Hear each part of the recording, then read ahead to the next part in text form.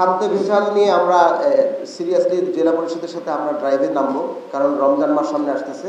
তো এই is another priority আমাদের। নগর পরিবহন নিয়ে অলরেডি আমরা আলোচনা করেছি। আরেকটা হচ্ছে যে নিরাপত্তা এবং কিশোর অপরাধ কীভাবে কমানো যায়। আমরা অলরেডি সিদ্ধান্ত নিয়েছি যে রোজার পর থেকে মার্কেট আমরা 8টার পরে আর খুলতে দিব না, কারণ তখন একটা বিদ্যুতেরও প্রেশার আছে এবং মানুষ বাসায় যাবে একটা ডিসিপ্লিনের মধ্যে। ঈদের পরে আর কি, ঈদের পর থেকে এটা আমরা করবো।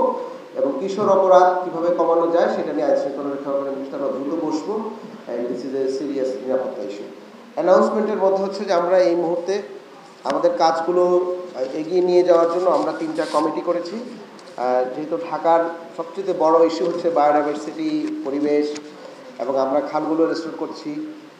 আমাদের এই সিটি কর্পোরেশনের স্যাংচুরি, আরবান ফরেস্ট স্যাংচুরি জায়গা আছে ড্যাপ অনুযায়ী, আমরাও চেষ্টা করবো কিছু জায়গা রেস্টোর করতে।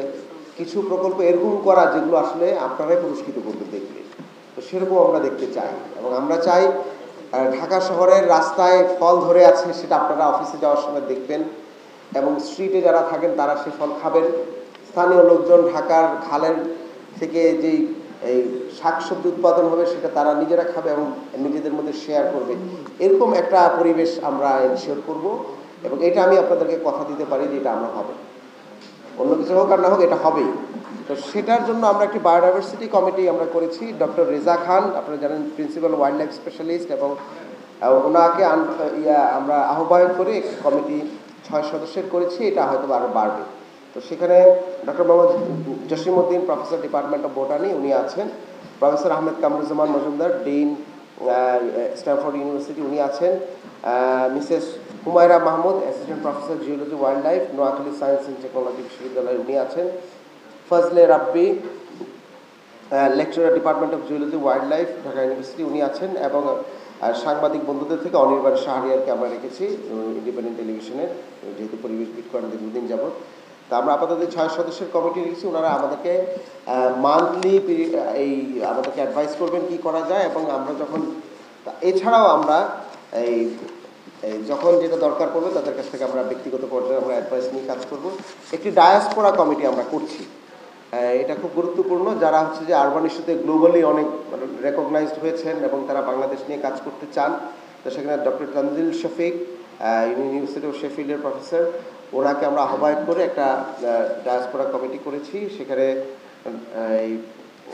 আপনার তাকে দিয়ে আমরা বলেছি এটা যেন পুরোটা ম্যানেজ করে হয়। এর মধ্যে climate change, informal settlement, disaster management, children and space, transportation, public health, urban design, GIS planning এবং আরবান প্ল্যানিংয়ের উপরে যারা বিশ্বব্যাপী কাজ করছেন তাদেরকে নিয়ে আমরা একটি কমিটি অলরেডি আহ্বায়ক কমিটি করেছি। এটা চলবে। একটি স্থানীয় মানে লোকালি আমরা সিটি কর্পোরেশন কীভাবে চলবে সেটা নিয়ে আমরা একটি অ্যাডভাইজারি কমিটি করেছি। সেখানে ডক্টর ইফাদুল হককে আমরা দায়িত্ব দিয়েছি এই অ্যাডভাইজারি কমিটিগুলো যারা আছেন তাদের সাথে যোগাযোগ করার জন্য। এখানে আমরা থিমেটিক ধরেছি যে কে কোন জায়গা থেকে অ্যাডভাইস করবে। তো সেখানে আমরা আরবান প্ল্যানিং এবং এনভায়রনমেন্ট থেকে একজনকে আমরা নিব, লিভেবিলিটি অ্যান্ড প্ল্যানিং, কারণ শুধু প্ল্যানিং করলে হবে না।